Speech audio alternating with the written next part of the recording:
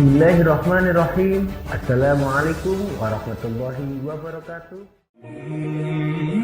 Sahabat Muhajirin yang beriman, bercerita tentang karomah waliullah memang sungguh menarik, yang membuat kita semakin yakin dengan kekuasaan Allah terhadap orang-orang pilihannya. Dan pertemuan kali ini kita akan membahas karomah waliullah dari negeri Nusantara ini. Beliau adalah Habib Syekh Hasyim Asy'ari. Siapa yang tak kenal dengan beliau? Beliau merupakan ulama terkenal sekaligus pahlawan nasional.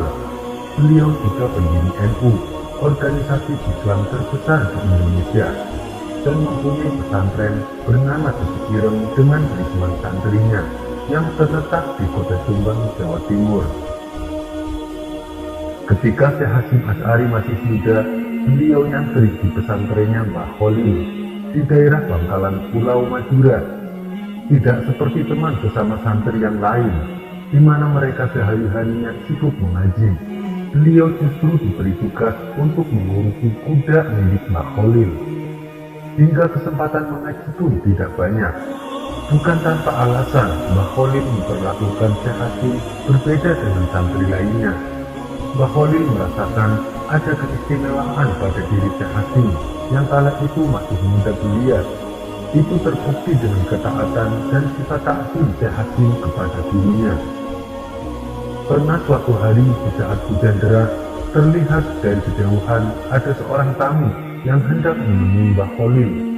Tamu tersebut adalah orang tua yang lumpuh. Tamu itu berjalan terseok-seok menuju kediaman Mbah Kholil. Melihat hal itu, dengan tanggap Mbah Kholil memerintahkan kepada semua santrinya, "Adakah di antara kalian yang mau menggendong dan membawa ke sini tamuku yang ada di luar sana itu?" tanya Mbah Kholil kepada santrinya.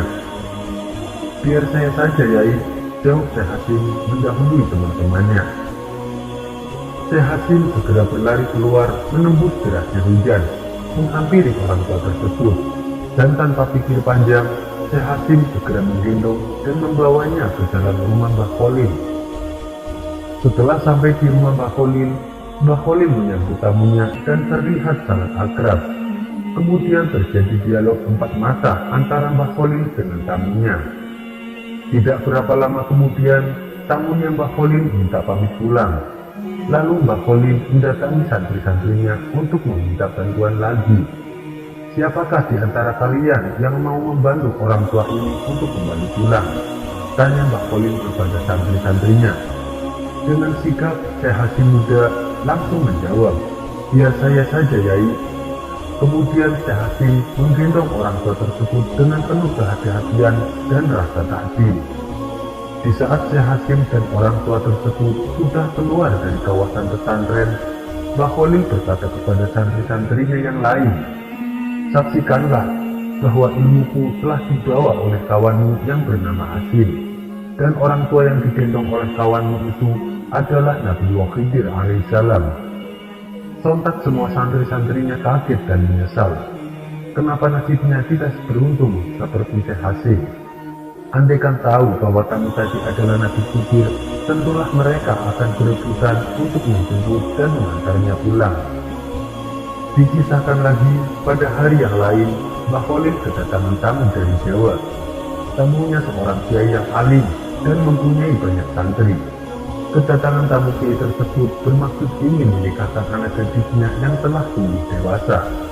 Tamu tersebut meminta Mbah Kholil mencarikan jodoh untuk anak putrinya. Tanpa berpikir panjang, Mbah Kholil langsung memanggil Syekh Hasyim yang saat itu ada di belakang rumah sedang mengurusi kuda.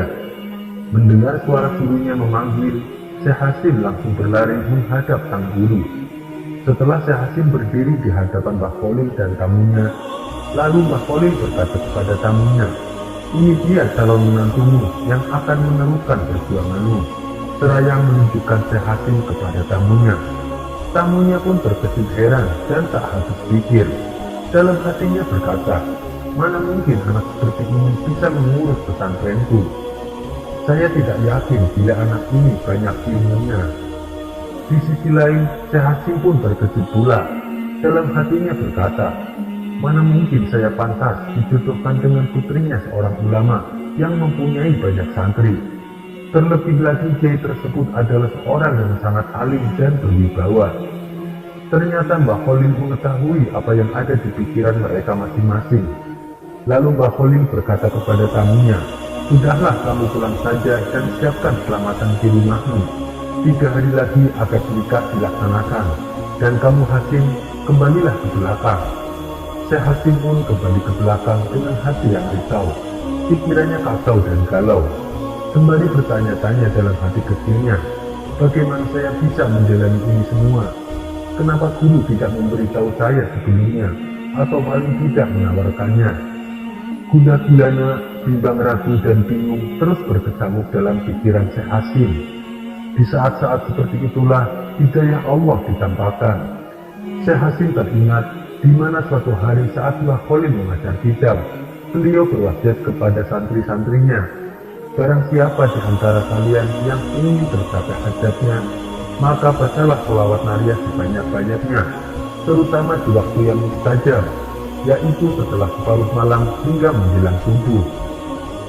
Saat waktu menunjukkan jam 12 malam, Syekh Hasim melaksanakan apa yang pernah diucapkan gurunya itu. Beliau kemudian membaca sholawat nariyah sebanyak-banyaknya hingga menjelang subuh. Ketika menjelang subuh, beliau malah ketiduran. Peristiwa ajaib pun terjadi. Di dalam tidurnya yang sekejap, Syekh Hasim bermimpi bertemu Imam Al-Bukhari dan mengajarkan kepadanya hadis sahih selama 40 tahun lamanya. Saat terbangun, Syekh Hasim kaget dan tidak percaya atas mimpi yang telah dialaminya. Di malam yang kedua terjadi lagi.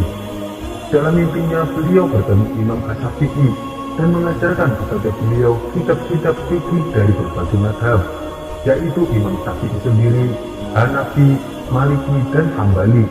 Beliau belajar selama 40 tahun lamanya. Di malam ketiga, beliau bermimpi lagi.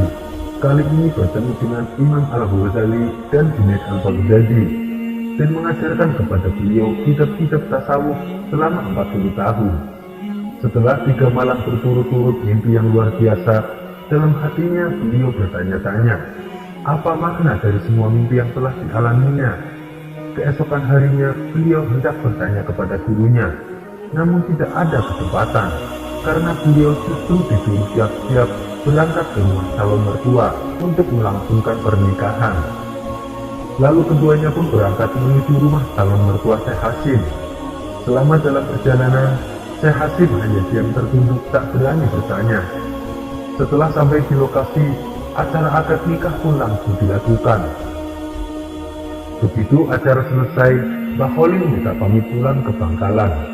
Namun sebelum meninggalkan Syekh Hasim, Mbah Khalil berpesan kepadanya yang disaksikan oleh mertua Syekh Hasim dan para santrinya.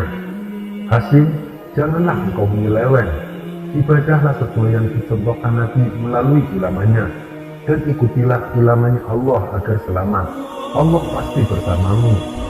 Mbah Khalil juga berkata kepada mertuanya Syekh Hasim, janganlah engkau ragu dengan Hasim.